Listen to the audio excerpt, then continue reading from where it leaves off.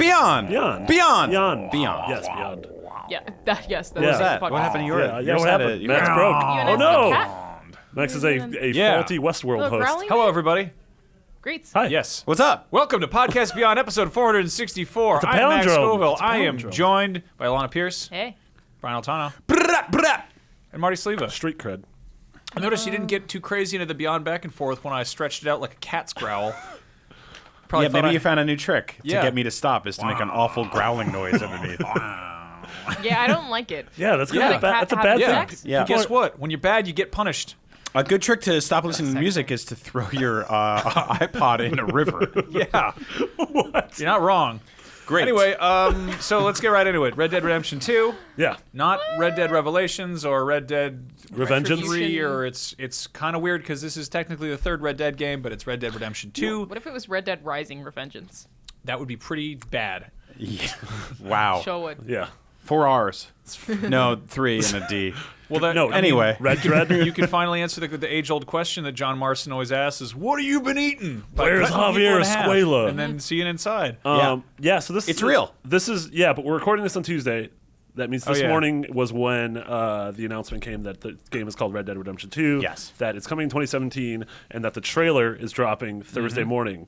So by the time you listen to this, the trailer will probably already be out. So I feel like Do you guys want to just predict what happens in the trailer? It opens with a sunrise. And there's a guitar. There's definitely a guitar. There's a There's- man looking off dun, into dun, the dun. distance, I there's think. the It's man, actually 7 men skin 1 armadillo And for there's 4 a- minutes. there's a- Damn varmint. And there's like a rustic-ass voice that's like, Oh, for sure. "I'm a it's a different kind of candy. It's a dirty Like, blood world. The voice in the menus in Battlefield 1, it'll be like that. Sand Yeah. and dust is a place you find a snake in an armadillo's boot."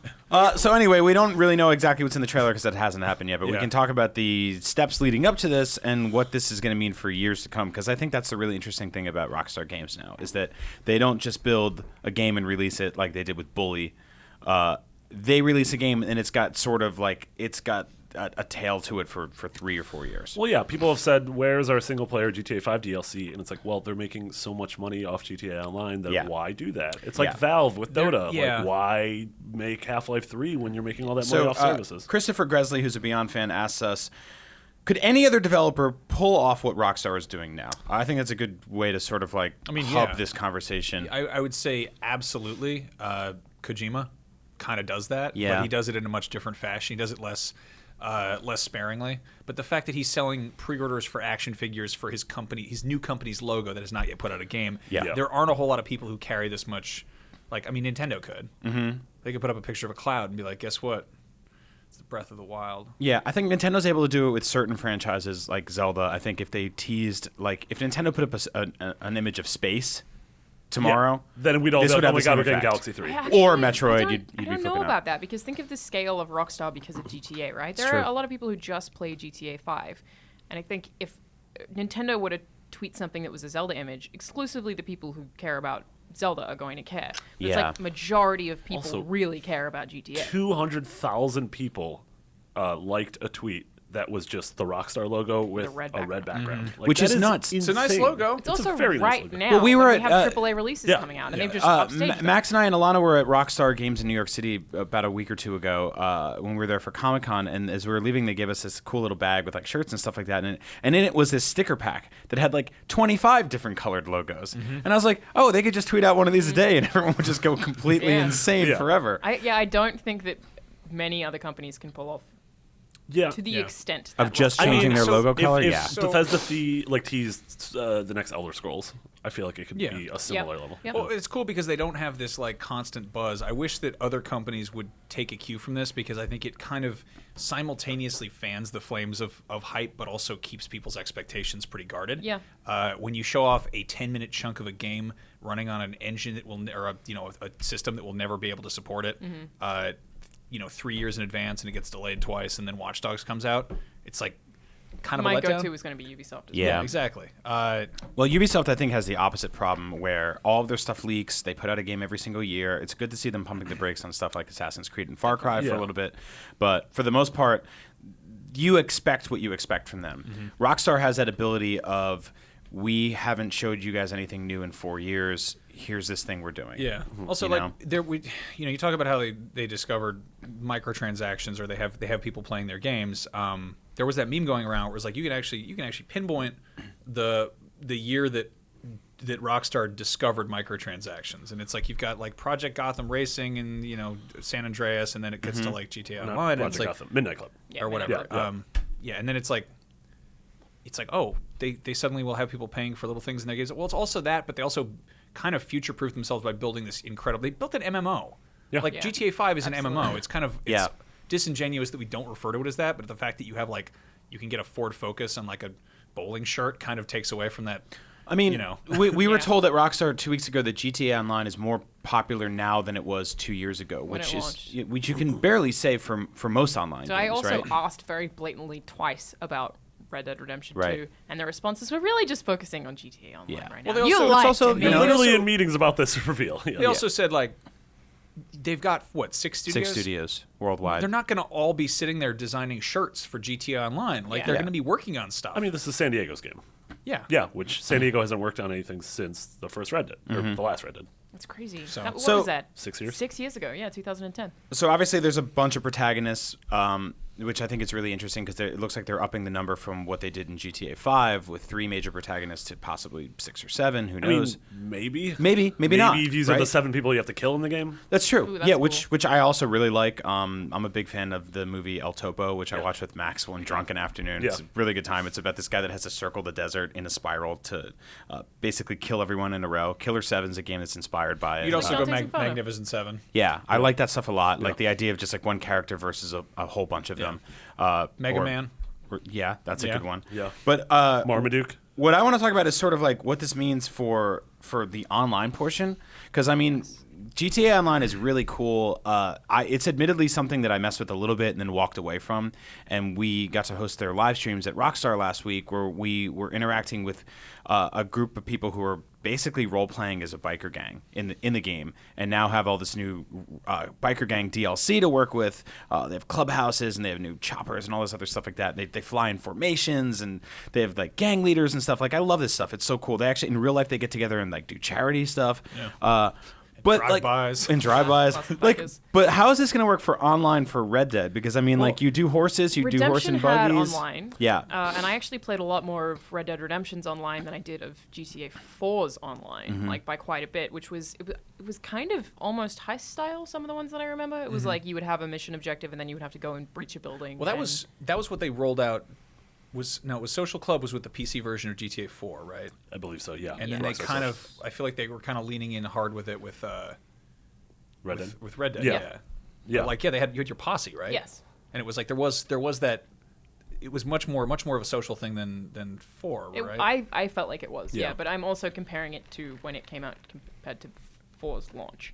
So maybe 4 evolved and I didn't see that. But No. Right. yeah, I liked it a lot more than when I played in 4. And Yeah. so I definitely think it's going to exist in the franchise or in the game. But I've seen people also saying they're worried that Redemption, because microtransactions in 5 have been so successful, will lean too heavily into online and screw up the single player as a result. I don't think Rockstar's ever I going don't to do think they that. have to worry about that. I mean, yeah. they have a really good track record of making that stuff pretty balanced and making it so you don't like it's all sort of topical. Like it's not really stuff that you need. It's cosmetic, really. Yeah. Like, I mean, they had their like $1 million jets and stuff like that, which we ridiculed in videos. But for the most part, like I don't think it really will seep into single player. And I think even when you play online, like you'll feel like you'll have enough to work with there.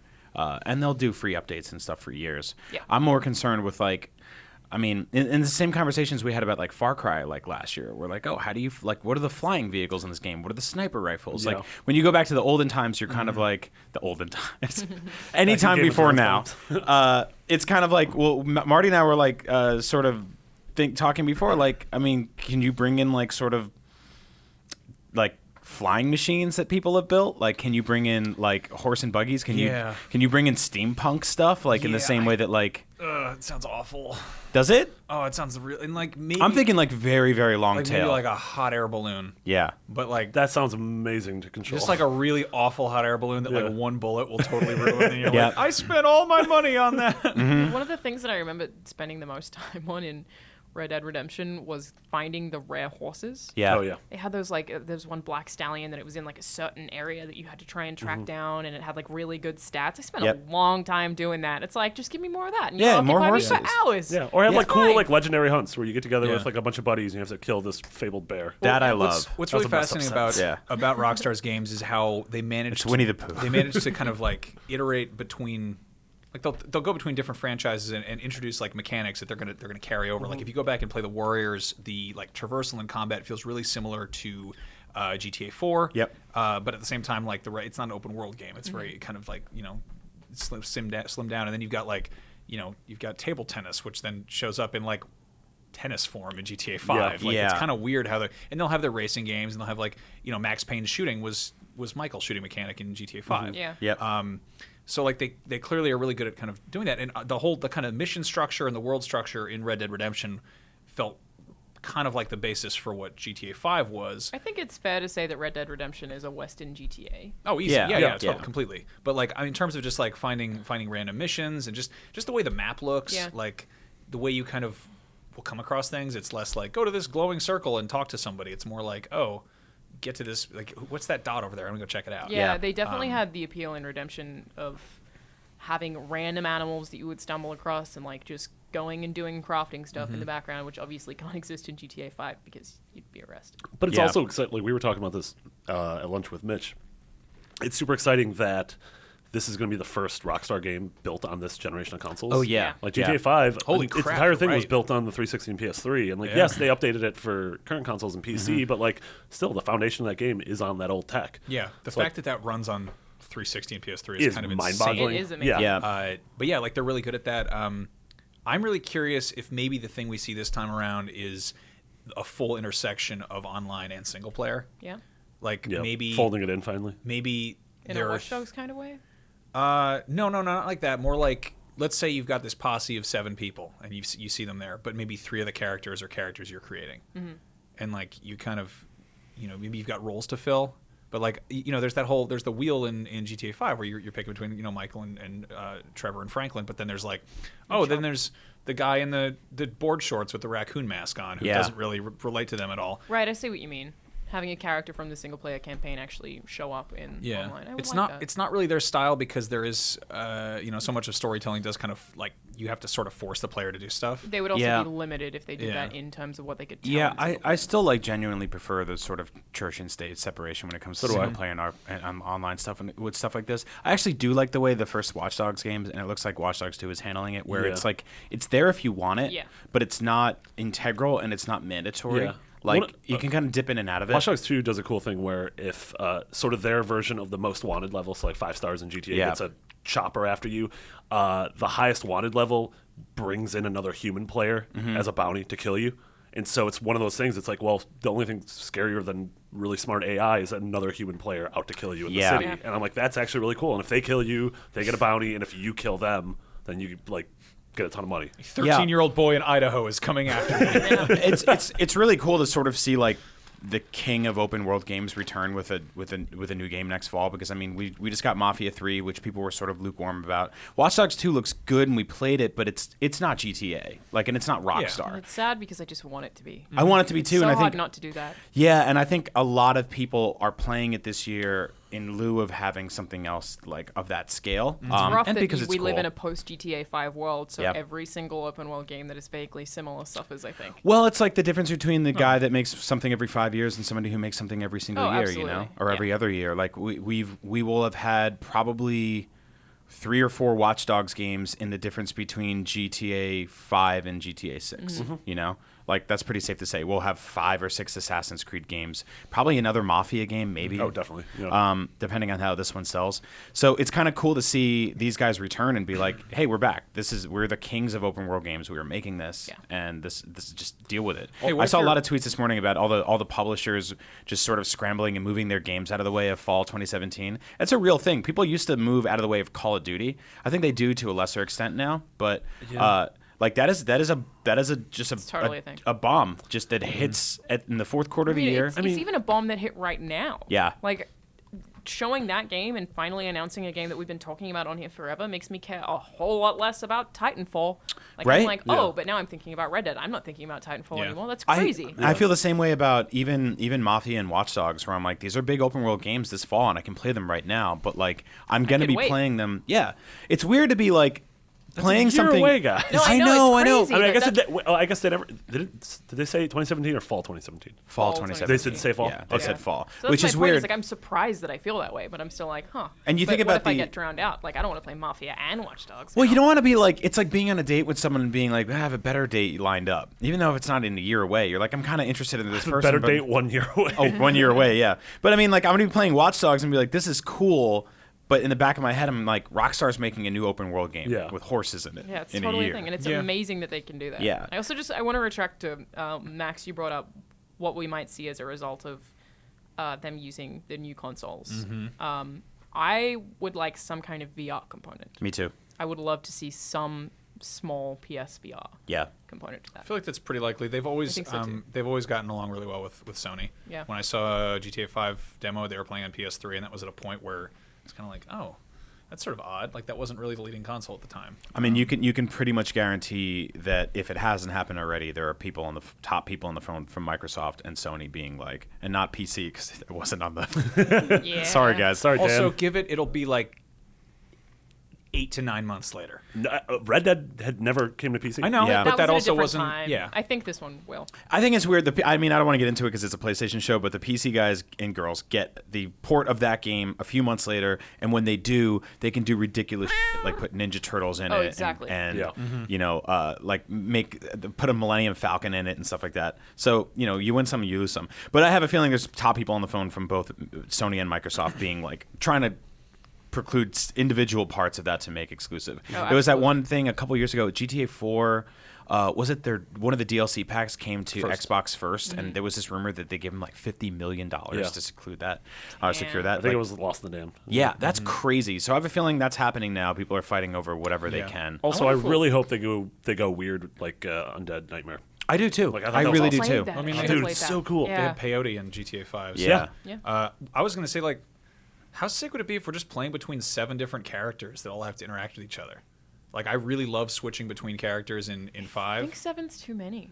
Yeah, but what I mean, maybe they're not all out together at once, but like, let's Yeah. say they all have different abilities. Like, we're in this kind of, I really hate to go this direction, but we're in this kind of weird hero shooter phase where people are really used to playing like, something like Yeah. Overwatch, Multiple where characters with different abilities. yeah, and it's like you look at that, you're like, oh, it's a shooter where everyone's kind of got the same basic skeleton of controls and moving around, but then Well, it was like we were saying about GTA 5, right? You could frequently switch between 3 characters. Sometimes you had to solve to defeat missions and stuff. I'd like to see that expanded on for this. I don't think each character has to be written as deep as those 3 were, but I would like to see some women. Like there are, Rockstar is awesome at making male protagonists well written and doing really cool stuff with them. Also, tons of female cowboys. Yeah, Yeah. I mean they had a female in the beginning of Chinatown Wars who was killed off within like the first half hour of the game. That's really the last time I Well, we remember. also don't. Again, this image could be a tone piece. Yeah. This image doesn't necessarily represent the people you are Well, playing I as. also course. didn't think that image necessarily made them all look like men.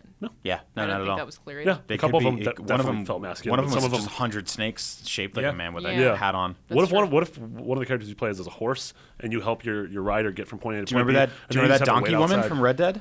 The last one? No. Do you guys not know about this? There was a Oh, glitch in God, the I last love Red that. Dead Yeah, game yeah. where there was like this woman you met in town, and like her head would get swapped out with a donkey's head. And you would go to interact with her, and it'd be like, "Ah!"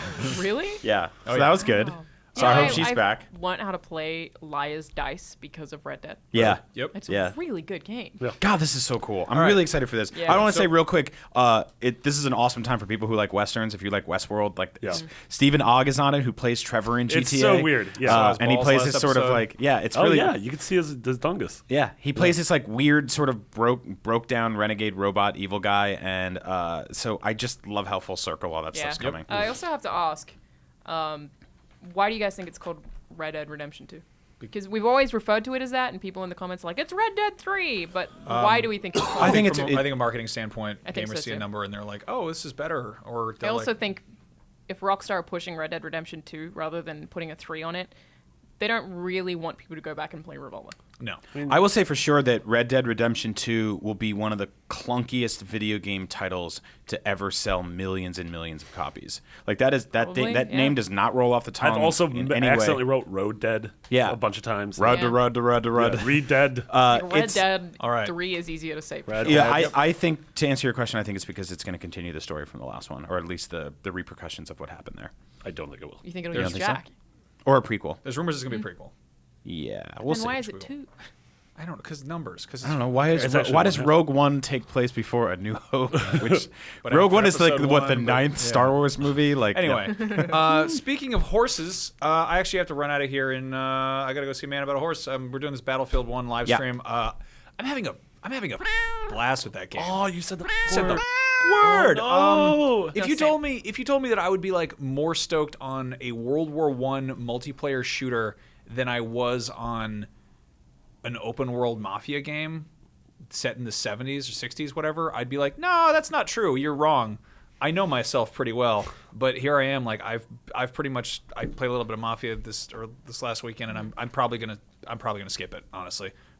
Meanwhile, Battlefield is completely sucking me in. So have you played multiplayer or single player? That's all. I've been just playing Just multiplayer. multiplayer. We've been doing this whole live stream fighting yeah, against. Marty and yeah. I streamed single player yesterday. We played all 5 campaigns or 4 campaigns. I think we played 4 of them. We finished one of finished them. them? These are 4 out of 5. Yeah. These are Nice. like campaigns in like a literal sense that they are like stories different. and actual stories with characters that are really well scripted and really well But I acted, mean, and like- I care about them. I mean, it's like their campains as in their different fronts of the war. Yes. Right? Yes. Oh, yeah, yeah. Yes. Like Yes. literal Yes. campaigns. Literal I love campaigns. that, yeah. Yes. Yeah, and it's They're- cool. It they're does all really that good. sort of vignette thing that we've talked about where each one is probably like 90 minutes long, an hour, Yeah, 90 minutes I long. didn't particularly like the flying one. Yeah. Controls were kind of janky. It was hard to use, but it was also Because the just, planes were made of wood. It was a lot of flying also, but was lots. there was one in Gallipoli which was really, really good. Like I legitimately was surprised by. We played that one for I think an hour to finish that. Yeah, we that finished one it fully. campaign. And it was one of those things, in an I hour, it made cared. us, it introduced characters, made us care about them. And at the there was end, like, we were like, "Oh man, Yeah. like so many emotions." Yeah. Like, Yeah. It did a really, really good job. So you guys are saying you really like the single player, and you're saying you really like the multiplayer, and Yeah. the reviews are great for this game. Like it sounds like it's a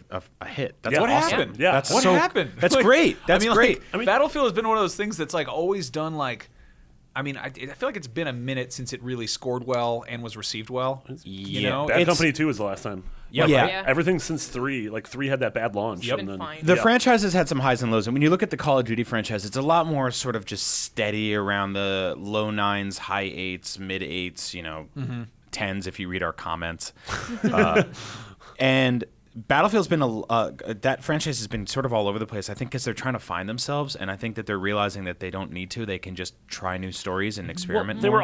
were since Modern Warfare, I feel like they were trying to play catch up with Call of Yeah. Duty, whereas this year they're finally like, all right, let's just not worry about that. I Let's love try to do that. our own thing. Yeah. They absolutely nailed their own thing. Yeah. So I'm dying to check out the single player component. it's cool. Is it sort of a roguelike in the sense that every time you die, you're like a new person? No. it is in Not the a roguelike, tutorial. but- Yeah. Tutorial, Okay. Oh, yeah. just the tutorial. The Okay. tutorial is that where you die and the camera goes up and it says what your name is, your year of birth, your year of death, and then you zoom down and you're just another soldier. Billy Blenderson Jr. Which I think is cool. Does the game end with you like knocking on all the doors of like the mothers That'd be real sad. Oh, just for man. 100 hours? It's like It's like- Paperboy, but you're passing out folded up flags. They It's like, do. There's still confront mummies war in the pretty road. well, It's though. weird. Your son has returned. Damn it!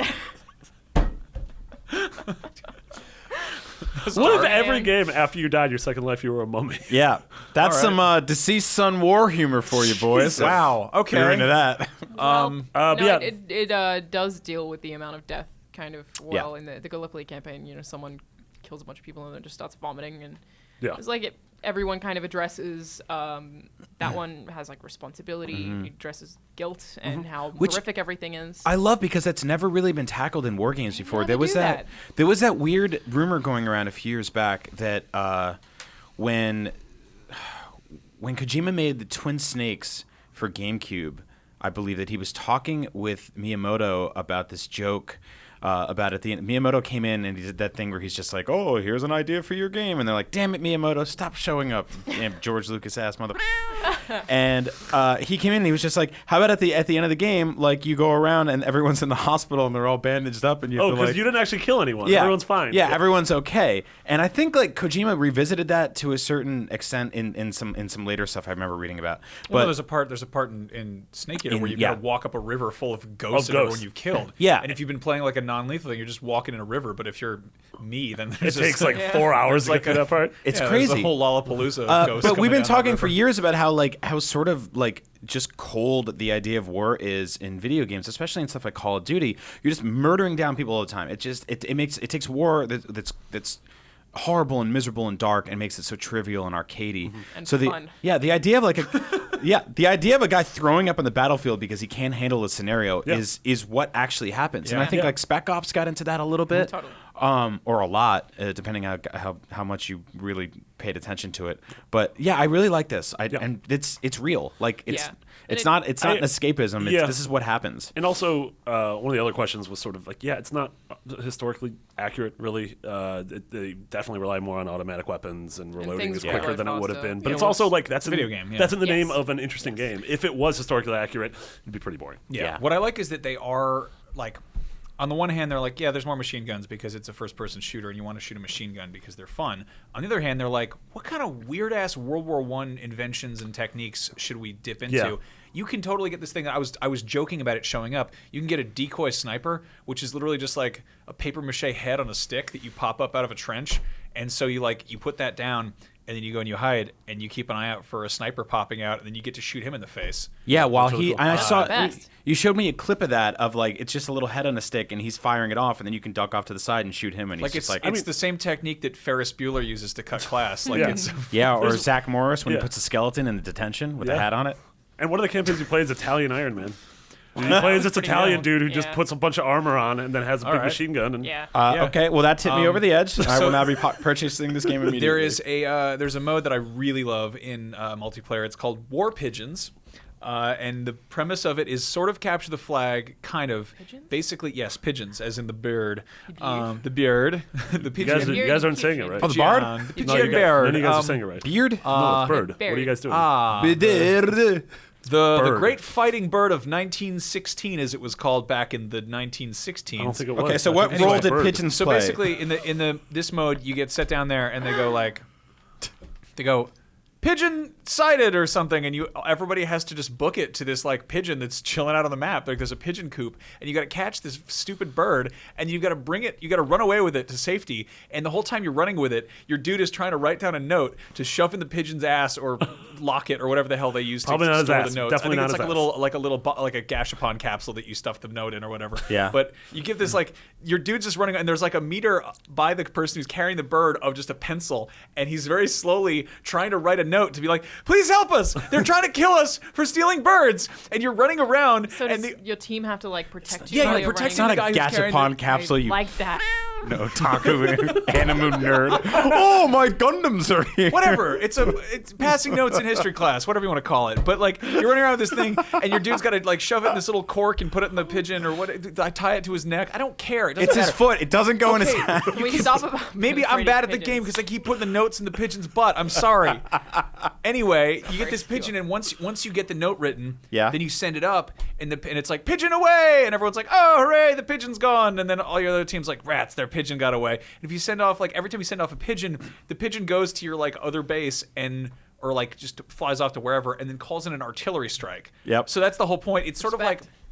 sort of like capture the flag. New pigeon, who If dis? the flags love to crap on brand new cars, and you were trying to use them to pass notes to call in an airstrike. I love that. And it's just That sounds one super thing. fun. One thing Yeah. I really love is also this is all like NATO terminology. So they're like instead of being like Team Alpha, Team Bravo, Team Charlie, they're like Finish the fight. they're like Team Apples, Team Butter, like Team Duff has won the match, and you're like, what? Duff? These fops beat us. Yes. Those coxcombs from down the way are at it again. Say, lads, let us show them what for. But yeah, no, I love this kind of weird intersection of like, oh, hey, here's one of the most brutal wars of history, coupled with let's catch some birds. It's and so you're like, funny. it's, Yeah. I'm that's having great. I'm having a hoot with it. So our review in progress is still up on the site. Maybe by the time this is done, it will be full review. Obviously, we have to test servers and stuff. Chloe Rad's Chloe writing it, Rad. right? Yep. Yeah. So And she's very very optimistic on it. Yeah, I think so. Provisional Yeah. score of a 9. Great. Wow. Yeah. But yeah, it's reviewing pretty well across the board. 8s and 9s. Haven't seen any 10s. Haven't seen any 7s really. But Yeah. How are we feeling about the new Call of Duty game? I'm excited to play the single player just because of the pedigree behind it. Yeah, me too. I'm more interested Yeah. in that. I actually have no interest in multiplayer of that game whatsoever. You showed me that thing where you can turn into like a You turn into like a dog, robot kinda. tiger It's really and- scary. What? Yeah. You're playing as like this big Now like I'm interested. Yeah. you're playing this like There's like a power up where you turn into a robot. It basically looks like one of those like Decepticon cassette tapes that, Yeah. that turn into an animal, You- and you just go running through the hallway, and anyone you charge into dies instantly. That it's sounds really great. just Yeah. icky looking. It just looks awful. I don't like it. It's weird. Yeah. A lot of the HUD is ripped directly from, I believe, Black Ops 3. Like it's like That was one of the better received ones, wasn't it? yeah, but it's like they didn't even design a new multiplayer hub for this game. It's just like straight up the same overhead. I like how you call that icky, where all your multiplayer fingers are in that pigeon's butthole. Yeah, It's true. It's true. That's He got pretty you right icky, there, too. slam Just dunk. doing the No, weird it's, little it's thing. more like Anus. you don't actually see it sticking in there or anything. You just see like a guy with a pencil like writing Stop that. Anyway. All right, You're not stop with sticking the pencil hands. in there. You just Anyway, yeah. So video games. Video games. Back at it again. This is a good week for video games. This You is a got good year. you got a very nice PlayStation hat. I did, but I bought a new PlayStation hat Yeah, that was called the very expensive. PlayStation VR. A very expensive hat. Ah, the Fun Center hat VR and stands for glasses. very expensive. Very expensive. You know what? You write for a living, right? And you complain Weird about dude. Not well. beards. Not well. Wow. What about a Beards. beard? So PSVR is here. It's been out for a week as of tomorrow, basically. So I've got to spend ample time with it, including pretty much every launch game and experience and everything else around it. And those of you who've listened to me on the show for months, and those of you who are close friends of mine, could probably describe my thought process around this whole thing as insufferable. Because you're just like, well, I have it pre-ordered, but I'm probably going to cancel. I'm like, Do I want it? Do I not want it? Like the last time I honestly can't remember the last time I went this back and forth about a consumer electronics product before purchasing it, because it's kind of a big investment. You went back and forth on that like Goldfarb does about his lunch. Yeah. I don't know if I don't want to sound. I want to get a sandwich. Well, the problem is Sandwich Goldfarb yesterday spends got a lot. $400 a day on lunch. Yeah. Yeah, plus Move controllers. He eats two of Called those. sides. So yeah, I'm weird on this whole thing because I was like, where is this going? Like, I can't tell you if this is going to be the way we're playing games a year or two from now. I can't tell you if this is going to be the step towards the future everyone's expecting in games. But I can tell you that my first week with PSVR feels like my first time playing a 16-bit game, or my first time controlling Super Mario and Mario 64, playing a game in HD, playing a game in surround sound, like those sort of like big steps that I think we've been missing the last few years. If you look at like the PS2 to PS3, the PS3 to PS4, big leaps obviously in many regards, but also sort of incremental. And I think the big leap in the PS4 was just the way it streamlined everything, bringing everything together. The interface was great. The power of the system is fantastic. Online has also gotten better. It's most of the developments recently have been like they haven't been really fun hardware focused. Yeah. They've been like back end. They've been net code. They've been accessibility versus like actual sizzle and fun. Yeah. you know? So like I'm a guy that's lived in and around major cities for most of his life, so I have never really had a new car. But that new car smell that I get from video game hardware is about as close as I can get to it.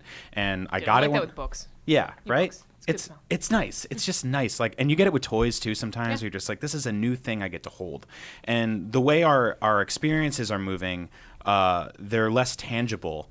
So you don't really get that feeling a lot. Like you play iPad games or you play something on your phone, you're like, oh, it's all digital. You know, you download something on a shop somewhere. It doesn't mean anything. So opening up my PSVR and pulling out that headset and being like, this is mine. I own this now. I have like a headset in my apartment has been sort of surreal. Like it's actually been a very wonderful experience to kind of be like this. It felt like I got a new console.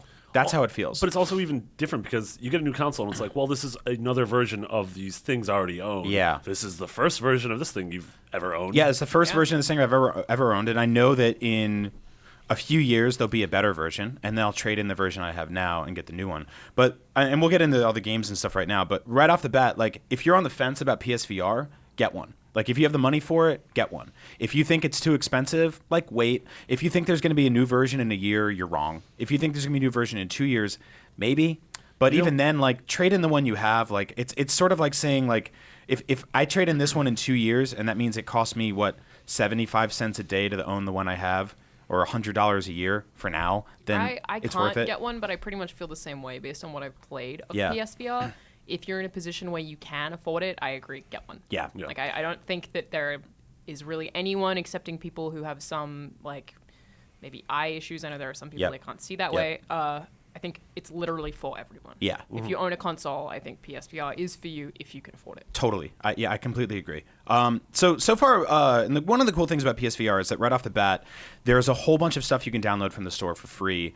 It comes with a demo disc. There's Playroom VR that you can download for free. So, like, if you have enough money for the system, but you don't have a ton of money for the games, most of the games are sort of budget priced, but a lot of the experiences are actually free. So you can get a good idea of what the system's capable of doing without actually spending $200, which I was able to do so far. A lot of the releases at launch have been broken down into 3 categories. There's first-person stuff, there's third-person stuff, which I didn't expect at all to love nearly as much as I would in VR. And then sort of like cinema, interactive movie type things, right? So first-person, I played Batman VR, which many of you have previewed before. Yeah. It works incredibly well. The idea of you being Batman in this 90-minute sort of experience. You have a utility belt that gets projected down on you, and in front of it is a Batarang that you can reach down with a Move controller. On the right is a grappling hook, and on the left is your sort of like your Metroid Prime-ish detective mode scanner, which has 2 different modes. And you're sort of brought through a series of sequences in Arkham where you're trying to figure out the death of some characters that you've known for a long time. And you do that by sort of interrogating people and doing detective work. Not a ton of like combat stuff because that doesn't really work that way. But it's just a sort of an interesting way to say, we want to put out a Batman game this year. We don't want to make a 40-hour game where you're driving a tank everywhere. We want to tell this story that's an hour and 15 minutes long. VR is the best way to do it. It's an hour and 15 minutes, top to bottom. It's $20. When you finish it, you can go back and get Riddler trophies throughout all these different scenarios. And it's just like, there was a moment in it where I was standing on the edge of a rooftop after an altercation with the Penguin. And I'm looking down on Gotham, and I stood up in my apartment, and I leaned down, and I got like pins and needles in my hands and fingers. And I was just kind of like, I feel like I'm very high up right now. Yeah. And like, let's get this out of the way. The visual fidelity of the PSVR is not what you're expecting from PS4. It's somewhere between a PS3 covered in Vaseline and a PS4 from very far away. Some games better than others, obviously. I found that Batman is actually one of the better looking games at launch. Some of the more cartoony stuff actually looks way better. Kind of in the same way the Wii and the Wii U has always been able to get by having more hyper stylized looking Mario things. Kart 8 looks as good as anything, even though the hardware isn't. Right, because you don't see like the wrinkles in his face and the bristles in his mustache. Oh, that'd be awful. That'd be really bad. God, he's very ugly, man. So that one's really cool. I played Until Dawn Rush of Blood. I know you were a huge fan of Until Dawn. Have you tried Rush of I Blood? hate Rush of Blood. Really? I hate it. Yeah, How I don't come? like it. I don't like it either. Oh, I think it's just a crappy, cheap circus that's like an arcade game, but less fun. So Hey, I'd say, you know how you like Star Wars? yeah, You know Super Bombad Racing? yeah. Well, that's that kind of a leap in that direction. So here's the one thing. of these things is grounded and kind of serious, and the other one's like Yeah. Until Dawn, Rush Funky of Blood pigs. also basically has nothing to do with Until Dawn. Well, so that's the thing. If I'm able to separate this game from the license, which sucks because if the game was just called Rush of Blood, I'd be like, this is an awesome game. Because it's called Until Dawn, it comes with its own baggage. Sure. But if you let that go... I don't even think it's good then. Oh, really? Yeah. Oh, man. So I totally disagree. I actually had a really good time with it. It's the first VR game I've ever played where it feels like... It replicates. It's basically an on-rails roller coaster game, right? And which is really cool because I played a lot of on-rails shooters, but this one is an on-rails game where you're on a roller coaster, so narratively it sort of makes sense. Yeah. Dual move controllers that work as guns, and you're fighting just Isn't awful the reload things. something cool? Yeah, The like way you to flip reload? down and flip up. It feels Yeah. very like a 90s arcade waiting for a movie to start. And that's what so many of these feel like to me. Is Yeah. like they do feel like arcade experiences Yep. where they're not things you're going to sit down and play, 10 hours of. But Yeah. they're things Yeah, where and you're going that one is supposed to be like a point scoring thing, and I feel Yeah. like I should mention that I played it a year ago. Right, And right. the problem that I had was that it was really inaccurate. Oh, that sucks. And it was also the lighting was pretty bad, so it was like everything that was supposed to be a jump scare was incredibly obvious. Mm-hmm. It looked very, very ugly. Yeah, so it's still not the prettiest looking game, but I think in terms of like replicating the feeling of going up and down on a roller coaster Without making you sick. without It didn't making make me sick, which is amazing. it gave me that butterflies in my stomach thing that I got on roller coasters, and I'm like, how am I doing this? I'm sitting on my couch. Yeah. So that one's cool. Drive Club made me a little nauseous, and it's visually not that great. I would skip I that. thought Drive Club was really pretty. Really? Yeah. Oh man, it looks good at night. Maybe that's what I mean. Yeah. Now then there's PlayStation Worlds, which is like this really cool demo disc. They threw the heist in there, which has that. A bunch of you guys have played that. I love that one. Yeah. It's got this great stuff where you can like light a cigar with your Move controller and like pop in and out of like cover like in. That was, I think, the thing that sold me on PSVR. Yeah. Because there's that part where you can just like pick up a flashlight and throw it. Yep. And you don't even think about it. It's Yeah, just, and you're like, you know, oh, yeah.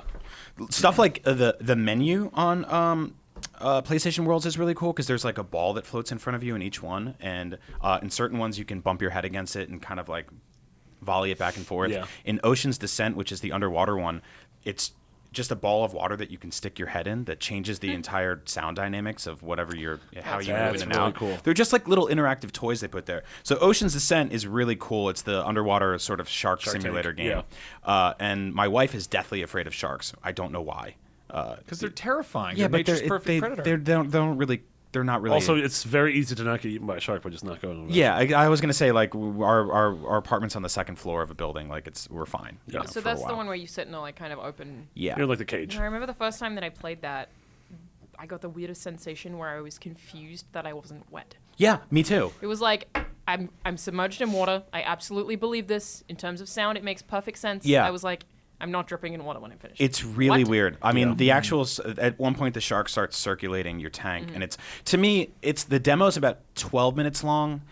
If it was 7, it's the one I would show to every single person in the world who wasn't sold on PSVR. It's a little long. I think it's still worth showing to people, but it's it's ultimately like the kind of thing where people come over, they go, "What's that?" You put it on their head, and they get it. And you don't. It's just head tracking. There's no move controller stuff. So that one's really cool.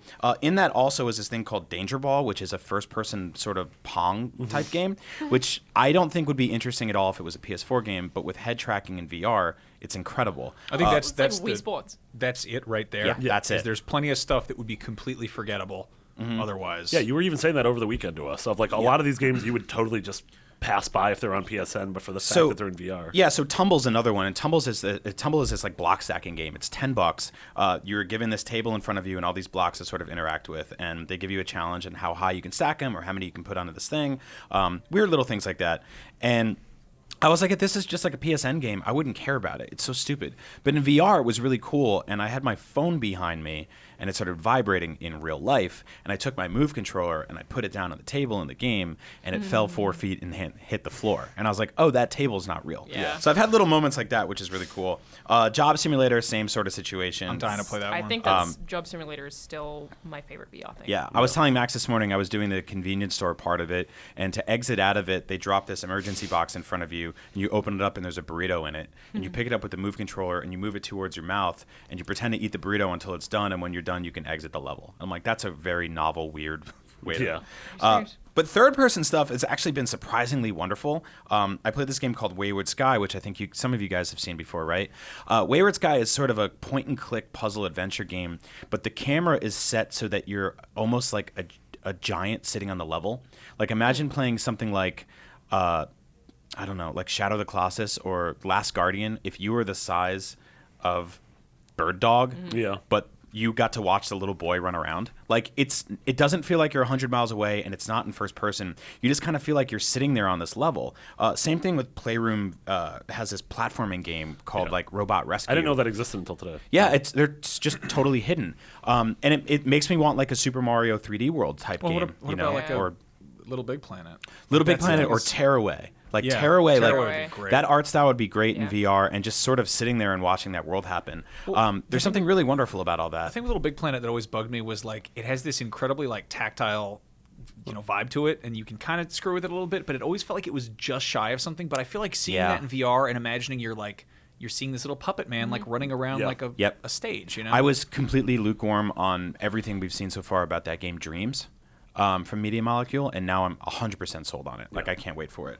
I also played stuff like Res Infinite, which is just, Dude, I played The that. coolest. Area X is so cool. it's just nuts. That is possibly the most authentically cyberpunk thing I've experienced. Yeah. You were saying it feels like when people in the 90s like pictured hacking. No, I mean, like, if you go Yeah. back and read William Gibson's Neuromancer, the book that coined the term cyberspace before it was a actual thing, it talks about, like, just a visual representation of information, Yep. and it is exactly like that. It looks like, it looks like the hacking in Hackers, you know? Yep. Like, you're flying through these fake cities, because that's how people would be like, oh, that's, of course it's nothing like that. We use, Google Chrome and a bunch of spreadsheets and Yeah. stuff, but, like, What's that anime? One where you're in the city, but it's cyber. Reboot. probably. There's a bunch of them. I mean, it all goes back to Gibson, though. Like, but Yeah. Yeah, it's really cool. It felt so much like It also that. sounds amazing. Yeah, and it does. was cool because when I was reading Neuromancer, I was listening to all this early '90s electronic that was also influenced by it, like Future Sound of London and Chemical Brothers and stuff like that. And it kind of taps into that. And then the fact that I'm wearing a VR headset to experience it, like, I was so excited after doing that. Like, I was It's so Anime I'm happy. utterly thinking of is surreal. Summer Wars. Yeah. Yes, Summer very Wars. much, very Summer Wars. I would say even more, no pun intended, low res. Yep. What I really like about this also, this manages to obscure the kind of lack of visual fidelity by being very abstract. Yes. It's also insane that it took PSVR for Mizuguchi to like fully realize his vision of a Dreamcast game. Yeah, which it's is- so cool, like- and it's got me thinking. Like, yeah, that we can. There's decades of gaming to mine Yeah. and pull out in VR. Yeah, like you said, anything that deals with something tactile, Yeah. like Parappa the Rapper, like we talked about that, but Yeah. like the idea of those little cardboard cutouts, like hanging out and rapping, like they're I just totally fun wanna to be watch in in that dojo. person. Yeah. You know, like little things like that. Like in Wayward Sky, there's a part at the beginning where this like 30-foot monster robot guy lands in front of you, and I just found myself in my apartment like looking at him up and down at like the sense of scale and awe that I had. It's just incredible to have this tech now. Like, this is consumer level. It's ready. It's here. It doesn't take your whole room like a Vive does or an Oculus. But what? Because I really want one now. You'll get there. You'll get I there. know, I'll get it, but it's So one more thing I wanted to talk about was cinema mode, which so I think the PSVR is around 720p. So you kind of take a hit, but noticing certain apps and certain games in it, it actually replicates the feeling of having an IMAX screen in front of you. Like, I'm ready to buy like a 65 or 70 inch TV just to get a big TV, and I was sitting there being like, well, do I really need one? Because this thing is actually like a step in the right direction for that. You want to be able to watch things with your wife. I do. Please. Oh yes, of course. get her a nice PlayStation hat too. I will. And so one of the things I tried was this game called, or this thing called Alumet, which is basically a short film. Did you try it? Yeah. It's really cool. And it's this sort of stop motion claymation felt made 3D stage that they built. That's a French ass name. Yeah, for this very French, very short film that feels like something that would run before a Pixar It is movie. French? It's Oh, very French. nailed it. So I'm watching it, and there was a part where an airship pulled up, and two characters were having a conversation inside of it. And I was like, "Oh, that's weird. I can't actually see what they're talking about." And I noticed that the ship had a little square cut out on the top of it, and I leaned my entire body and head towards it and looked down, and I was like, "Oh, they're inside here." And then the story played out with me watching the characters Yeah. interact, and I'm like, what an interesting, novel way to tell a story in a short film, to make something that's like that evokes the player a little bit more, or viewer, to sort of become part of it. I tried the Hulu app, which got updated for VR, which is really weird and it's kind of janky, but they added these new things called these like sort of theme areas. So I watched a South Park episode in what looked like a giant movie theater by myself, and there was a popcorn bucket sitting next to me, and a soda that I could pick up with Move controllers and just throw at the screen or throw around the theater. Okay, that's awesome. Yeah. From there, I switched to a beach where basically you're in a big lounge chair, and there's just like a pineapple on a beach ball or whatever, and you're just hanging out watching cool. giant TV. You know, So it what got would me be thinking. Really scary is if What? in the movie theater, in the middle of watching something, like one of those exit doors just opens up and somebody just goes in the front row and sits Yeah. down. You're like, So I mean, it got me thinking. I don't know what sort of like updates they're planning for existing apps. Like, I'd love to see one for HBO Go where you can watch a Game of Thrones episode projected on the wall, or like the wall from Game of Thrones, Oh, yeah. or something for Westworld I'd where love to there's see an IGN thing. Like, Exactly. watch our videos. Exactly. Yeah, And we're in Max and I were kind of Kinda working geeking on out it. about like new ideas for like movies getting released on PS4. Like if they put Rogue One out on PS4 and you can download it from there, Yeah. like let me watch it from an X-wing. Like give me a cool Totally. setting. I just want Admiral Akbar like talking over everything. Like, Yeah. as you can see, Yeah. Kate Hudson has met her new match. Before we move on, Garner has turned 13 again. Yep. I wanted to ask, what's the menu like for PlayStation VR? How do you navigate and The get menu between is all these things? the menu is your PS4 menu. So it looks exactly the same. For better or worse, which is like using Move controllers. I'll tell you right now, the Move controllers are not designed to interact with the PS4. Like it's once you get in game, it's awesome. Oh, I totally think there's going to be new controllers. Yeah, I think so down the line. But yeah, that's one of my gripes that it doesn't really have a dedicated hub, which Have you played sucks. Oculus much? Yeah. You know the Oculus hub? It Yeah. has you sitting in a room, you can hear a fireplace, and then you can sort of just look at this Yeah. menu that's in front of you. Which I really that. like. I put all of my PSVR stuff in one folder, which I'm so glad they let us do this now. Yeah. But a couple Maybe months ago that's they why. wouldn't. I feel Yeah. like they'll probably roll out like a firmware update that has VR mode for the menu. Yep. I mean, they've already, Also, Yeah. it's funny because like a year ago, PlayStation Home shut down. But this seems like this would have been the only time I would have ever actually cared The about PlayStation PlayStation Home. Home. Yeah. Is So- the VR hub was this home I You designed? can't have a Totally. PlayStation Home, but you can have a PlayStation VR sports bar. That's which right. Is, dude, this I think is the thing that is honestly what? has me like most on the edge. There's this game that just came out today called Sports Bar VR. I don't know if we're reviewing it. I haven't. I'll try it tonight to sort of get hands on with it. But it's really weird because it's like you're in a sports. It simulates you in a sports bar that has like darts and skee ball and different types of pool and air hockey. But you can also like walk up to the bar and order drinks. But 6 people can get in VR at the same time and hang out in this bar. So it's a virtual physical chat room. I Yeah. love that. So Max can text me and be like, "Hey, you want to meet me in Sports Bar?" And I can go in there mean- and we can hang out and take all the chairs off the floor and put them on the pool table See, and throw there's- beer if there's- bottles if at there's the wall. two things you should that are try to do a Let's Play in that. I know. that sounds if awesome. there's two things that's frustrating for us is that like we want to hang out, like we want to go to a bar after work, but we should go home and see our significant others. Yep. But what Just if we put it went on the home? PlayStation hat. Also, we don't like it when we go to bars and we want to stack the chairs up like animals, but you they don't can't let do us do that. that. We keep Now telling we can you. do both those things. We can do all Yeah. of the best things in the world. Yeah. We go home and just put on our special hats, and I'll be like, Brian, let's get drunk and throw bottles at the TV. We don't And want to watch. So the, what was that Ubisoft football? Wolf game that all of us played? Werewolves yeah. Within. Yeah. which is also And out. one of the things, it's out in That early was December. incredible. And between now and then, Ubisoft is putting out that Eagle Flight game. So like they're doing their classic Ubi thing where they really support Yeah. something early on. But one of the things I liked about that game with you guys was just like sort of hanging out, Yeah. like sitting around a campfire and just talking. That was the best with part each of other. it. That you was know? super fun. I thought it was really interesting because it was taking an entirely analog game you can play with your friends Yeah. without any Yeah. peripherals and being like, all right, well now you need thousands of dollars of equipment to do that. Yeah. But you can do it from around the world. Yeah. Do we want to fly through some quick rapid fire stuff? I actually need If to you run. run? You gotta go? I've just been drafted into World War One. So Congrats. I'm Are you going to be on Dang. Team Apple or Team Buttercups? I'm on the Team Duffers. Make sure Okay. you do this thing with the little anus of the Oh, bird. please stop doing that. Okay, Right. we Yeah. can keep going then, Yeah. right? Yeah. We got an Bye, email Max. from Beyond listener Zach Carlson. Hi, Bye, Max. Zach. We'll open the presents afterwards. We Oh, will. yes, we did also get presents. Bye, everyone. Bye. I think Max is leaving. Damn it, Max. Wow. Zach Carlson says, I have 2 older brothers who are twins. They both suffer from many things. The most difficult for them is autism.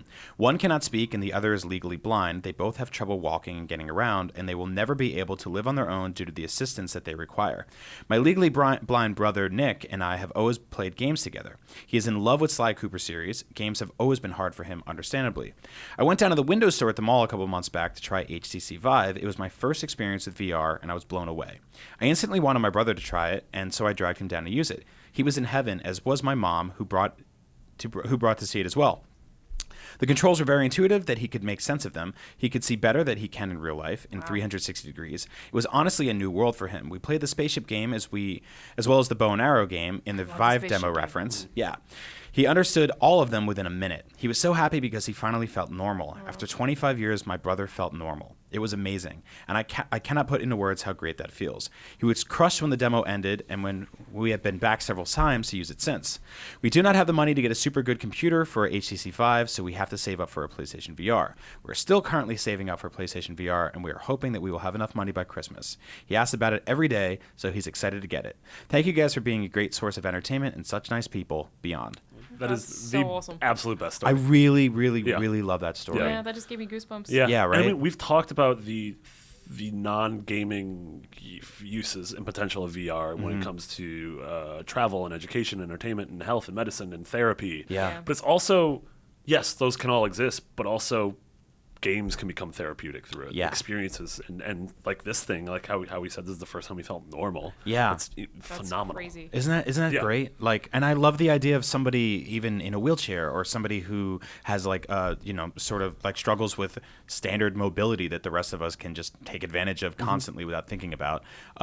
Being able to like fly in a video game and look around and feel like he's there. Yeah. You know, like there's something really magical about that. And I think even through like the sort of exposure therapeutical aspects of it, which like I was saying, my wife's terrified of sharks. I got her to play the Ocean's Descent game. She got about 3/4 of the way through before ripping the headset off. But I think she wants to try it again. Yeah. Like, and you guys were talking about like being terrified of spiders. And I think that like on some levels, it actually is scarier to be interacting with a spider in VR. But on another level, maybe like if they made a very rudimentary, simple version of it where you saw a fake spider crawling at a table. I love the face you're making right now. And you could smash it with your hand. Still no? Oh, but then it's Still no. pregnant with a bunch of baby spiders. That's No! true.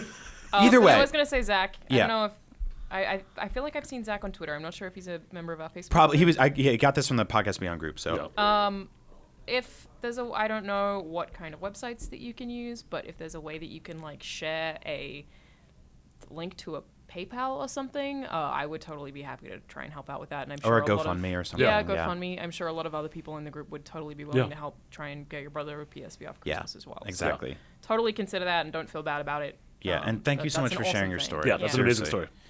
story. Do we want to talk about United Front Games shutting down? Yeah, I mean, we talk about that just super quickly. I don't think it's been confirmed yet, but all signs are pointing to United Front Games being the next studio that's closing its doors. You know them from they developed Little Big Planet karting, which Yep. is actually decent, like in terms of I did not play that. Mario Kart. It was Knockoffs. a totally competent Mario Kart Yes. So it was clone on Yes. on PS3. But then Mod Nation Racers, and Sleeping Dogs. Mm-hmm. So that's a Sleeping super Dogs is bummer. the big one. Yes, I Sleeping Dogs is know great. Max also absolutely loves Sleeping Dogs. Yeah. Yeah, the two I of love us that game really as want well. Sleeping Dogs too. So Well, I don't know. Yeah, and they also, I didn't realize this, they worked on Combat for Disney Infinity, so that may have been a thing that was keeping them sort of afloat. Right. Was the money That's coming in possible. from that? As we Oh, talked about earlier man. this year, that's Yeah. not a thing anymore. Yeah. Yeah. But I mean, Yeah. this could also mean that maybe someone else gets Sleeping Dogs, and then we do see Sleeping Dogs too. yeah. I mean, hopefully, but also it didn't occur to me that Disney Infinity closing down wasn't just sort of Oh no, they had Avalanche. so many different components. Yeah, and like Ninja Theory, who Yep. developed Enslaved and Heavenly Sword, and are developing Hellblade, I believe it's called. Right. Like, you wonder, like, is this going to hurt them as a studio because Yeah. this source Possibly. of revenue isn't coming in, which Possibly, yeah. super Like sucks. we always hate reporting on studio closures because Yeah. it's horrible and Yeah. sad, and it means people lost their jobs and that games are going away. But this generation, it feels like we've had to do it less. I don't know why. Maybe there are less There are fewer. teams. Yeah, there's just Yeah. fewer Yeah. teams left, Yeah. or maybe people are making safer bets with the stuff they're working on. So like obviously our hearts People goes are out buying to more everybody. games, too. Yeah, Yeah. to everybody involved on this. Yeah, that sucks. And I hope you guys all land projects soon because everything you guys worked on was really cool. Yeah, And- that's the bright side of things like this is like these irrational closure / layoffs led to those 100 super talented people being spread across the industry Yeah. on 20 different projects and Yeah. all of them doing really cool stuff. Yeah, I mean, if you look at even Gone Home is sort of like a I mean, yeah, stuff like Gone Home and Firewatch and Yeah. Magic Circle and all yeah. this stuff. Yeah, I've talked before on this show about how like it's kind of odd that there's no unionizing when it comes to like the video game industry. Yeah. Whereas like if you work on a TV show, when you finish the show, you usually get moved to another TV show. Like I'm talking about like the lighting crew, the sound crew, and stuff like that. Yeah. But in video games, everything kind of shatters, splinters off, reconnects in certain ways. So the good thing about the industry is that it is very close and close knit, and I think that all the people working on this will land jobs somewhere soon. Hopefully, yeah. yeah. So, just really briefly, you mentioned unionizing. There was word that the Video Game Actors Guild is going to go on strike, I saw that. which would be interesting to see. All three voice actors. I think, no, I'm kidding. There's obviously hundreds. Talk about how that's badge Is that what it's called? Video Game Actors guild. Vajaj. Badge. Well, you don't pronounce that bag. It's well, maybe it's Australian. What Wow. did you do? Sorry. It's badge. That's really good. That was Vag. All right. Anyway, the I Video hope that you Game guys have a Actors good strike, Guild- and I hope you have a good strike. yeah, it's good things come of it. Good VAD strike. The Video Game Actors Guild Intelligence Nation Associated. There we go. Vagina. Now it's time for Rapid Fire. Moving on. Sorry, weird segue. Yike. You can ask us questions on our YouTube. Alana, what's that? That is youtube.com/IGNBeyond Which you should subscribe to. 'Cause- Yeah, those Persona Let's Plays, I swear to God, they're going up. We're worried that this week. Atlas is going to pull them down. Yeah, they were pulling down videos of dang. their own game, even though it's legally out Yeah. Wow, in a weird. real That's not gonna country. stop us. That's odd. It might stop us. But this week we went into the Facebook group, which you can join. It's Podcast Beyond, or facebook.com/group/Podcast Beyond. And we ask you to ask us for questions, just like Ryan Bose did. He says, Sony's been releasing special editions for its consoles since the PS1. What are some games and ideas you have for special edition PSVRs? Ooh, I wonder if I'll do that. Yeah. I mean, Have you guys seen that Photoshop going around of the Star Wars one? no. It's like Luke's X-Wing helmet. That's cool. That's cool. That's super cool. Yeah, like part of me worries that since this is a thing that is literally on your neck is supporting and your head, like you can't make it too crazy. Like you can make Yeah. a I I can console only big and imagine gaudy. them having like decals. I don't think they would do Yeah, a full. I can totally imagine decals. Yeah. Yeah. Yeah, Maybe colors. Yeah. that would Maybe be make cool. like one in black. Change the light. Yeah. Yeah, I mean, there's certain things that have to stay static. Like the lights around it are literally how the head tracking works with the camera. So you'll need those Those blue Yeah. lights. those big blue lights. I wonder if you could have them be a different color. I wonder- Probably because your Move controller can change I want to colors. say blue or red. Yeah. Yeah, What about green? or purple. So yeah, I'd love to see that kind of stuff. Malin Hayes asks, is VR just the next gimmick like motion controls or 3D television? Will we be back to big flat TV and a DualShock in the next year or two? I still think this is really hard to answer. I don't think it's out to replace those things. No. Like that's I think Yeah. I think VR at its most successful will sit comfortably alongside traditional standard gaming. That definitely makes it different from 3D television. Yeah. And motion controls. I don't think it's trying to replace anything. Yeah, it's almost developing a third pillar. Like if you say handheld mobile is one and console gaming is another, Yeah. this is a third. I totally Yeah. agree. Yeah. And especially if you think about how Sony's not really worried about one of their pillars, which is the Vita anymore. Yeah. I think they can focus a lot into this. Yeah. I think But it also depends what you define a gimmick as, but I definitely don't think VR is a gimmick. It's amazing. It's absolutely Yeah. amazing. I don't It's- think anything it's- about it is cheap or gimmicky. I totally agree. It feels like the next step. Whether or not that gets supported by developers will remain. We'll wait and see. But like when the Wii shipped, it shipped with a motion controller. Like you had to use it, and that was the way the interface worked. This is a peripheral for PS4. Like Yeah. this will sit alongside. To me, it feels like a luxury product add-on right now, and I think that until it's used in probably education, Yeah. that it will remain that way. The weird thing is like I was playing the arcade port of Contra on PS4 through PSVR, and it felt like I was playing a 30-year-old game on a movie theater screen. Yeah. Yeah. Like for old games, like the resolution's not really much of an issue. So Yeah. for 8-bit games, it's actually really funny. Yeah. So I think it's going to work in conjunction with stuff, but also like when I back out to the menu, like Mafia 3 and Tomb Raider are still sitting there waiting for me to play in glorious HD on my big TV. So I don't think it's going to replace it. It'll just sit alongside it. Michael Britton says, what is the most important thing you did from a setup perspective to improve the quality of your VR experience? i.e. tuning a setting on the PS4, bringing in a different chair, moving the camera to a different That's a good location? question. If you've seen the unboxing videos for this thing, you've seen that big box of snakes we've been calling it. I was actually able to successfully wire everything throughout and behind my entertainment system so that the only wire coming out is the one that goes into your PSVR itself. And when you disconnect that, you can tuck that away too and just close things up so it's not really How an issue. long is that cable? Like, can you sit fairly far from the TV? It's about 8 feet. Okay. Yeah, 7 or 8 feet. pretty good. So it hasn't really been an issue for me so far. I've noticed that like one of the most cumbersome things is when you put on the PSVR and the helmet, the camera doesn't recognize where you are immediately. You have to pull up your helmet and then walk over, tilt the camera, put the helmet back on, and then do that over again. And that's kind of like nauseating. Go back and forth. One of the things you can do is go into the settings. Not a lot of people know this on the PSVR itself on your PS4, and you can get up and close with your camera and it'll take a picture of your face and actually target where your eyes are on your own human head. So you can map the PSVR to work specifically with the way your face is. Whoa. That's crazy. Which is really cool. Like it took a picture of my face and I put little plus signs over where my actual pupils are.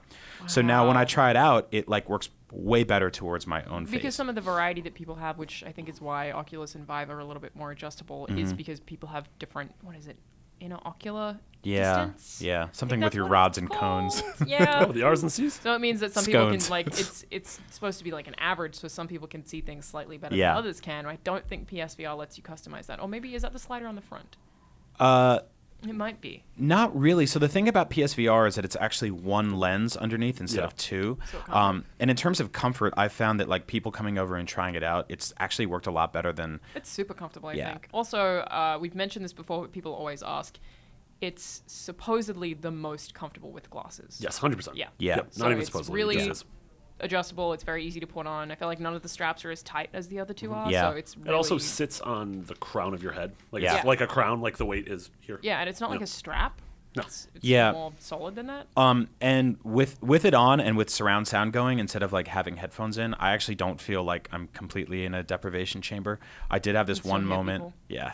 nice. I did this one moment where I was wearing headphones and I had the headset on, and my wife was sitting next to me and she fell asleep. And about a half an hour went by, and I did this thing where I like reached out to see if she was there, like a blind guy, and she wasn't. And my immediate reaction was, she's fine. And that's not good. Like that shouldn't Someone be. like came into your wife and came into your house and stole your wife. Maybe but like my Oh, immediate no. reaction wasn't like call the police or take off the helmet. It was she'll be fine. So that's not good. So yeah, I am worried about the sort of like social antisocial There was a time ramifications where I of was this. playing Oculus, and when I put it on, Max was sitting next to me on the couch, and then it got to a point where I was like, "Max, you still there?" And he's like, "Yeah." And I was like, I had no idea if he was still there or not. That's so I was like, weird. "I want to ask you a question, but I have no idea if you're Also, still I feel in like my I'd be presence." scared, like with Peppers, that Peppers would just jump on my lap if I was playing and I'd be like, oh, jeez. Yeah, yeah, I don't he have any absolutely pets. does That that. would terrify me. Yeah. David Fuller asked, do you feel the VR experience is designed for more introverted personalities due to its isolated nature? What do you guys think about that? I mean, I think there are games for everyone. Yeah. I think something like Job Simulator is fun for other people to watch, and I think that's a kind of take turns thing. I also think, what's the bomb one? keep talking, nobody Keep explodes. talking, Yeah. Nobody Explodes. Is that on PSVR? Yes. I Yes. assume so. Yes. So it's like they also have Playroom VR, which is a bunch of multiplayer games where Yeah. there's like 3 people playing on the TV and others playing on PSVR. Did I tell you guys about any of those? I've played some of those. I Did you really play like the them. cat The cat one? one's great. It's What's the so cat one? it's so stupid and so fun. Good. So The players yeah. with controllers play as mice, and you have to like go around and collect cheese. Yeah. And the person who is the cat just has head tracking, and they're like behind a curtain from the perspective of the mice, and they have to like put their head forward. And if one of the mice is still moving when that happens, then they immediately get grabbed by Oh, the I cat. feel like there was Yeah. like a There's Mario Party game. Yes, where it's like the spike. Yeah. And he like It's comes kinda and like grabs that, you. It's exactly like But that. it's in VR. So if the three of us were playing and you guys were the mice and I was the cat, you'd be sitting next to me being like, well, the cat has the VR helmet on, and I can see in real life Yeah. that he's thinking about moving in a little bit. So you pay But- attention to the yeah. movement. So you guys are running around as these mice picking up cheese, but you also have this tomato can over your head. And if I pop out and you duck under the tomato can, you're hiding it. I don't see you. It's this sort of like literal cat and mouse and type it's of thing. very funny to like see the person who is the Like, mouse. yeah, make like a you joke. just see them It's poking their so head out. stupid and so funny. It's really fun. One of the things also is that I find that in VR, I don't really spend more than 20 to 40 minutes in a game. Yeah. So I actually find myself less introverted than I would, or more extroverted, I guess is the word. Whereas, like, if I'm playing something like Uncharted, like, I'll sit down and play it for 5 hours in a row. But That's in true. VR, I'll play for 40 minutes and then get out and be like, oh, okay, real world for a couple hours now. Yeah. I'm good to go. So, yeah, I don't really think that it's going to be just yet something that really is going to trap you in there for 10 hours where the world will burn down around you and you won't Yeah, I notice. feel like that probably won't happen. Someone might steal your wife, though. Yeah. Yeah, that could happen. Or that awful thing Alana said. Yeah. Casey Weinman says... Vag. Casey Weinman says, what is the most you'd be willing to pay for a patch that added VR functionality to existing games? If anything at all, why? I mean, it would have to be good functionality. Don't Just a lot of games already have theater mode. Yeah. yeah, I think it means more of like So like Thumper, Yeah. which is awesome. Awesome sort of like third-person rhythm game. Terrifying. Yeah. Is works perfectly well on PS4, but also has a VR mode option when you go into the menu.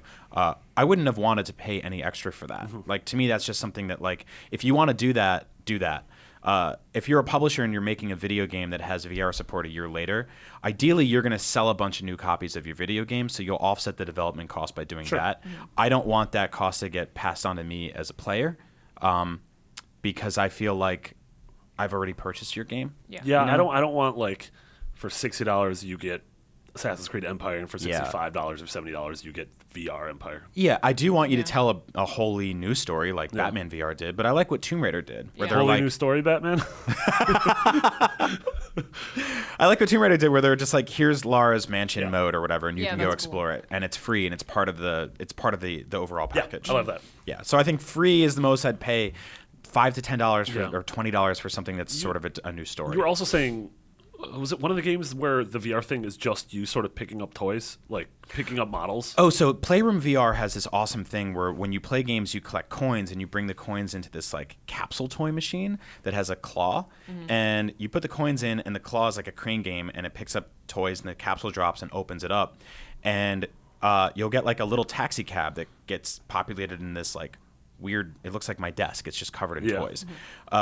So like you get like a dragon or a taxi cab or an airplane, and you can pick them up with PlayStation Move and rotate and like hold them up to your face and rotate them and look at them. And I'm like, I want this for Star Wars. Like Yeah. I want Star Wars Yeah. toys I can look at. I want Yeah. like Gundams I can look mean, at. I want imagine Power the Rangers. scale. Imagine Yeah. if like all the stuff you unlock in Smash, like you had all those Nintendo Dude, toys, all the amiibo totally. or like whatever those are, and you're that'd just be like so looking around. great. With them. Just model viewers are so cool. Yeah. Like I found myself like doing weird things like that. Like so there's a mug that you can find in Arkham. In a locker in Batman VR, and I picked it up and I was rotating it and looking at it, and I tilted it and I was like, oh, this looks like this dude had like some rum or some brandy in here, and I held it up to my nose to smell it, and the Move controller hit my nose, and I'm like, you idiot. Like that's not real. Yeah. Some more stuff like that. Yeah. Really cool. And finally, Nick Gillen says, will PSVR turn out like the Vita, a smaller install base but large games attach rate? I don't know. Yes. Yeah, I mean, I want to say yes. yeah, You know, It's and gonna be like, slow burn. yeah, I mean, people look at the Vita like it was a failure, but like I think that if PSVR is anything like the Vita, then yeah, I'm like it's stoked. Yeah, it gets dedicated support for years. It's got a large attach rate. The people who are into it are super into it, and they're diehards. Colin and Greg can sell a shirt. Yeah, PSVR Island. If that's a thing we can do in a couple of years. Shout out to those guys. Yeah, I hope so. I mean, ultimately I wanted to see it. I want to see it get bigger than that. Yeah. I want to see it get support from everybody. But I also think one of the big things would be, which I bet will happen next year, is that PlayStation Plus games once a month you get a VR game. Yeah. So Oh, that that'd be great. if you have PlayStation Plus, all of a sudden you have 8 or 9 games, and you're like, well, maybe I should buy PSVR because I already Yeah. have 8 or 9 Yeah. games. yeah. I always love that. It was the same thing with the PS4 where you bought it on day one. There was a couple games that you had bought already that worked. If you can get a PSVR in February Yeah. and have 5 or 6 games out the gate that are free, Totally. then yeah, awesome. Yeah. I also hope more experience thingies like Alouette. Alouette. Alouette. Yeah, Alouette is the spreadable cheese, also French. Delicious too. It's really French-ass good. name. yeah. Vag. Sorry. Shout out to Vag. Shout out to Vag. Yeah. Don't shout at Vag. Just screaming. Unless And that's Podcast Beyond. You want to bring us home? Yeah, sure. Thank you all for listening / watching Podcast Beyond episode 464. You also can wanted to say thank you to everyone who came to the house party. Oh, We God. had Oh, fun yeah. on That was so Saturday. much fun. Yeah. seriously. That was You guys Um, killed it in your trivia section. Thank you so much. Thank That's you. really fun. That Yeah, was so great. we had a bunch of stuff on stage. I don't know how much of that is going to be shown online. Not a lot, right? I hope most of it because we I think we busted our shot ass most off. of it. I think Yeah? I think a lot of it's going to trickle out. Cool. Yeah, we have 520 people in attendance. Yeah, it was great. We did It a was giant super fun. Beyond versus NVC versus Unlocked 12-person debate over / anime club. / anime like- club yeah. / and the three of us were Yeah. just like haphazardly thrown to one of the Yep. podcasts. Yep. Pretty Yep. much, they just Yeah. were like, eh. But it was super fun. Thank you Yeah. so much to everyone who came and said hi. Like, everyone was lovely. Yeah. And that was an awesome experience for all of us. Except Andrew. Celebrating. Yeah, Andrew Goldfarb was weird. Yeah, he was like, "Oh, my Yeah. stomach hurts. I'm going to drink." Yeah, he was. Yeah. He pooped the entire time. Yeah. He was the low point. Yeah, he took a Dunkus in the chair, in the Yeah. folding chair, Yep. Yeah. and then he had to fold it, and the Dunkus went in. That's okay. It's very bad. Now you really got to take us home. Okay. You can find us all on Twitter. Brian is at Agent Pizzle. Lana is at Charlotte Lanazard. Max is at Max Scoville. And I am at McBiggity. Like we said. Goldfarb's at Garfep. Goldfarb is at Garfep. Like we said, sign up to our Facebook group, facebook.com/group/podcast beyond. Yep. Our YouTube channel, youtube.com/IGN IGN Beyond. Yeah, I think that's it. Yeah. Right? Yeah, We good? you guys are on other shows and stuff. Yeah, Up listen at to Unlocked, Noon, Up at NBC Unlocked. Get the IGN app, and we'll be live streaming Battlefield a bunch of times this week. I think so we're doing a tune pre in and to that. post show for the Red Dead reveal Yeah, we're as not well. sure on most that yet, but likely. hopefully we can get that together. Yeah. Yeah. Regardless, next week we'll talk yeah. a lot more about Red Dead. We'll play some Yes. more Battlefield and Titanfall Yeah. next week. Yeah. Cool. Super Thank you guys so exciting. much. Great. Until next week. Beyond. Beyond. Beyond.